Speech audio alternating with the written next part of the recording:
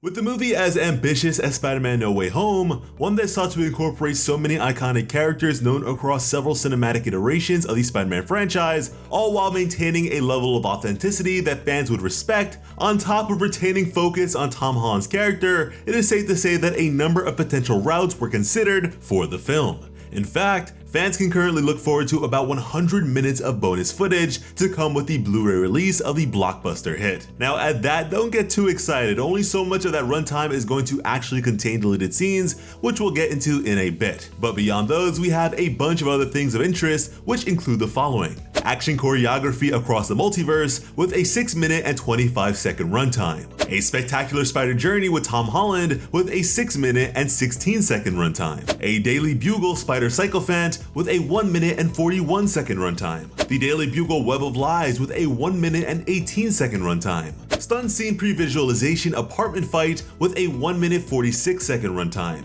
Shield fight stunt scene pre-visualization with a 1-minute 47-second runtime. Theatrical marketing materials Tom and Jacob lie detector with a 1-minute 58-second runtime. Theatrical marketing materials Tom's press tour with a 1-minute 3-second runtime. Georgia promo theatrical marketing materials with a 1-minute 15-second runtime. Realities collide, spiders unite with an 8-minute 9-second runtime. Graduation day with a 7-minute 7-second runtime. Enter Strange with a 5-minute 5-second runtime. Weaving John Watts' web with a 7-minute 18-second runtime. Alternate reality Easter eggs with a 4-minute 45-second runtime. A multiverse of miscreants with a 6-minute 33-second runtime. A meeting of the spiders hero panel with a 7-minute 17-second runtime. The Sinister of Summit villains panel with an 8-minute 44-second runtime. The Daily Bugle Spider Menace strikes again with a 1-minute 15-second runtime. And then a bloopers, gag reel, and extras trailer. With that, let's move on to the deleted scenes that will be featured with this release. First up, we have an extended version of the interrogation scene. As it appeared in the movie, I feel like we got more than enough of that as is, since the complications of Peter's exposed identity were put on full display, and there was really no question that it sucked. Next up is Peter Day at Midtown High. Again, an emphasis on the complications of the world knowing his identity, but this time from a more social angle. For some reason, I feel like Flash was probably involved a tad bit more than he ended up being. Certainly not as one of Peter's actual best friends, but when it comes to his social life, his longtime bully recognizing him to in fact be his longtime hero is more than likely the most jarring inclusion to be provided. But all in all, in this case as well, I feel as though we received enough of that with the final product, but this deleted scene is set to be 5 minutes and 25 seconds long. From there, we have an Undercroft montage, which will last for 1 minute and 35 seconds. This is referring to the basement of the Sanctum Sanctorum. Before the movie came out, fans were theorizing that a fight would break out here,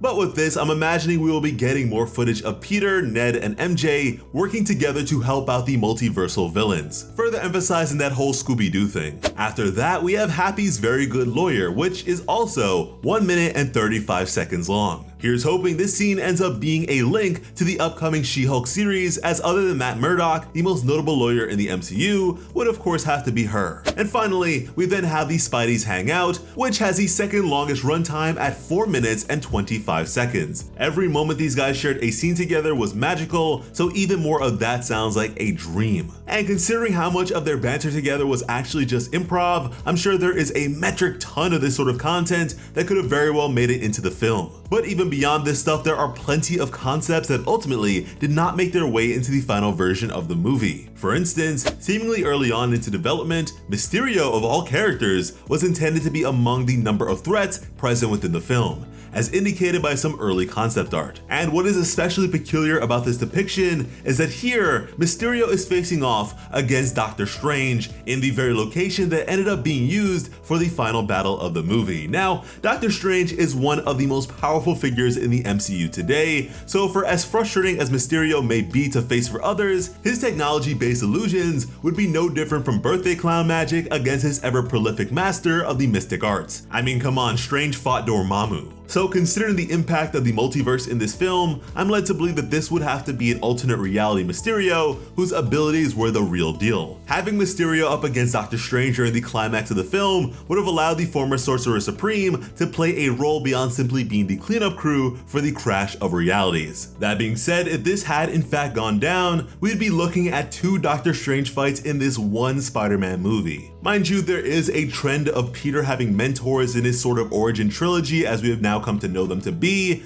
but considering we already have the Spider Bros for the really hard-hitting stuff, I think one strange fight was more than enough. However, I can only imagine it would have just added even more fuel to the Multiverse of Madness hype train if they did, and Doctor Strange is so popular these days that he doesn't really even need to ride the coattails of Spider-Man like that really, but of course including him at all was for that sake, and I definitely say it paid off. Not to mention that dealing with Mysterio here as the one to have so thoroughly ruined Peter's life would have been really interesting. However, on account of William Dafoe's incredible portrayal of the Green Goblin and the fact that we got Mysterio with the previous film, carrying him over to this one would have been a bit conflicting in terms of villainous focus. Generally, in regards to the Sinister Six, Norman Osborn tends to be a unifying and or conducting presence, which we very much saw for ourselves as he convinced all the villains on the verge of being helped to do bad things, so it makes sense for him to maintain the spotlight. That being said, with the final movie we only have 5 villains, so Mysterio's absence does keep them from living up to that specific moniker. Ultimately, Green Goblin in this film is poised to be an enemy that truly pushes Spider-Man more than perhaps any other, and so for the sake of emphasizing that, Mysterio could not share the stage. But on the subject of Green Goblin, we also received a score of conceptual artwork which points towards an earlier inclusion of the character during the final showdown of the film. Here we have Goblin by his lonesome going into battle against all 3 versions of Spider-Man. Here the statue is still very much intact as opposed to how things actually went down in the movie. That being said, it is hard to tell, but it is possible that at this point, the decision to remove Goblin's mask may not have been made, as the shape of his head most definitely points towards it still being present. But of course, the removal of his mask was a brilliant decision that majorly aided in the conveyance of emotions. Otherwise, when it comes to other pieces of conceptual artwork, Goblin consistently does have his mask removed, so it seems as though they figured that bit out pretty early on. However, originally, it seems as though the terrain for the final confrontation between Peter and Goblin included the severed hand of the statue, which still was holding onto the shield. This could have very well been an interesting inclusion to have, but truly, with such a personal bout, emphasis was to be placed more so on the characters as opposed to the environment, so it makes a whole lot of sense why they went with the shield by its lonesome. Not to mention, Spider-Man's suit here is entirely different from the Iron Spider suit he wears in the final product. Spider-Man's mask was still on at this point, but was likely removed for a similar reason as stated before. Not only in his case, but for the other Spider Bros as well, because this is a long-awaited return of these actors to their respective roles, so of course we would like to see their faces more often than not. With the next one, we would have a very confrontational shot as everyone is facing Green Goblin and are prepared for him as opposed to him coming out swinging as he did in the final product. This being my personal favorite as a still shot, although it may not have worked so well with the flow of things, considering the unpredictability of Goblin is one of his greatest assets, but it is just a very solid shot overall. That being said, Peter 1's costume still is not accurate to what he ultimately has in the final product, as it seems that deciding his final suit to be used in all this action was not a sure thing for some time. Which then brings us to the bit of concept art most accurate to the final product, as Peter is now wearing the correct suit and is pursuing Goblin as he ultimately does. But moving away from the villainous Green Goblin, we have the inclusion of a hero that was originally intended to debut in this film, but ended up being cut out. And that is America Chavez, who happens to be Marvel's first Latin American LGBTQ hero. One that is capable of breaching through reality itself and traversing across the various worlds of the multiverse. With this shot, we have America Chavez, Peter, MJ, Ned, Flash, and Betty surrounded by bumper cars that seem to be going haywire. And based on all the short-circuiting, I'd imagine Electro is nearby or something. But with this, it is even further emphasized just how many directions this movie could have taken. With America Chavez now set to make her MCU debut in Doctor Strange and the Multiverse of Madness, it is clear just how much Marvel Studios wanted to intertwine the two movies. That being said, they definitely made the right call, because there is just no way they could have provided this many characters their due diligence and still maintain a primary focus on Peter Parker. For more Spider-Man and MCU related content, be sure to subscribe to the channel with notifications on,